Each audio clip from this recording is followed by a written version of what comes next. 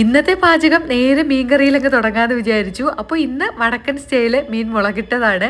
അപ്പോൾ ആദ്യം എണ്ണ ഒഴിച്ച് ഉലുവ പൊട്ടിച്ചു, ഇഞ്ചി വെളുത്തുള്ളി പച്ചമുളക് കറിവേപ്പിലേക്ക് ഇട്ട് അതൊന്ന് വഴണ്ട് വരട്ടെ. എനിക്കിത് വലിയ പരിചയമൊന്നുമില്ല, ഞാൻ ഓരോ വീഡിയോസൊക്കെ കണ്ട് പഠിച്ച് ചെയ്യുന്നതാണ് കേട്ടോ. അപ്പോൾ അത് വഴണ്ട് വരുന്ന സമയത്തിന് ഞാൻ പെട്ടെന്ന് ബീട്രൂട്ട് തോരൻ ഉണ്ടാക്കാമെന്ന് വിചാരിച്ചു. അതിൻ്റെ കഷ്ണങ്ങളൊക്കെ മുറിച്ച് നമ്മുടെ ചോപ്പറിലോട്ട് ഇട്ടു. ബീട്രൂട്ടിലോട്ട് ഒരു ചെറിയ കഷ്ണം സവാളയും കൂടെ ഞാൻ ഇട്ടിട്ടുണ്ട്, കൂടുതലായി പോയാൽ മധുരിക്കും.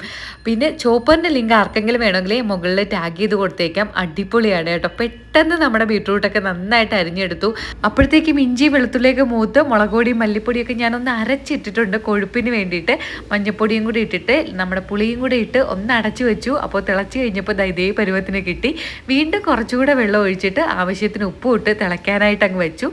തിളച്ച് കഴിഞ്ഞപ്പോൾ മീൻ കഷ്ണങ്ങൾ ഞാൻ ഈ കഴുകി പിഴിഞ്ഞ് അതൊക്കെ ഒരു പരുവമായി കേട്ടോ. നല്ല കഷ്ണമായിട്ട് കൊണ്ടുവന്നതാണ്. ഈ പിഴിയുന്നതാണ് എൻ്റെ പ്രശ്നം. പിഴിഞ്ഞ് അതിൻ്റെ ആ ഒരു ബ്ലഡ് മാറുന്നത് വരെ പിഴിഞ്ഞുകൊണ്ടിരിക്കും. അപ്പോൾ മീൻ ഈ പരുവാവും. അങ്ങനെ മീനൊക്കെ ഇട്ട് അടച്ചു വെച്ചിട്ട് ബീട്രൂട്ട് തോരന് വേണ്ടിയിട്ടുള്ള അരപ്പൊക്കെ റെഡിയാക്കി. പിന്നെ ഞാൻ കുറച്ച് മീൻ കഷ്ണങ്ങൾ വറക്കാൻ, ഇവിടെ തനുക്കുട്ടി മീൻ കഴിക്കാൻ ഭയങ്കര ബുദ്ധിമുട്ടാണ്. ഇപ്പോൾ തീരെ കഴിക്കാത്തത് കൊണ്ട് ഭയങ്കര പാടാണ്. എന്നാൽ വറുത്താൽ കഴിക്കും. ചിക്കനൊന്നും ഒരു കുഴപ്പമില്ലാതെ കഴിച്ചോളും, ചിക്കനും മുട്ടയും. അപ്പോൾ ഇന്ന് വളർത്തു മീനും കൂടെ വാങ്ങിച്ചുകൊണ്ട് വന്നിട്ടുണ്ടായിരുന്നേ. എനിക്കാണെങ്കിൽ ഒട്ടും ഇഷ്ടമില്ലാത്തൊരു സാധനമാണ് കേട്ടോ. അതിൻ്റെ സ്മെല്ല് കഴുകിയപ്പോൾ തന്നെ എൻ്റെ കയ്യിലൊക്കെ ഭയങ്കര നെയ്യായിരുന്നേ. അത് എന്ത് ഐറ്റം മീനാണെന്ന് എനിക്ക് അറിഞ്ഞൂടാ കേട്ടോ. ഞാൻ അതിൻ്റെ മസാലയൊക്കെ പുരട്ടി വെച്ചു. തോരനൊക്കെ റെഡിയാക്കി കഴിഞ്ഞിട്ട് അടുത്ത് മീൻ വറക്കാമെന്ന് വിചാരിച്ചു. അപ്പോൾ ഈ മീൻ ഇന്നലെ ഞാൻ വറുത്ത് കൊടുത്തില്ല എന്ന് വിചാരിച്ചിട്ട് ഇവിടെ കിടന്ന് ഭയങ്കര വളമായിരുന്നു ചേട്ടൻ.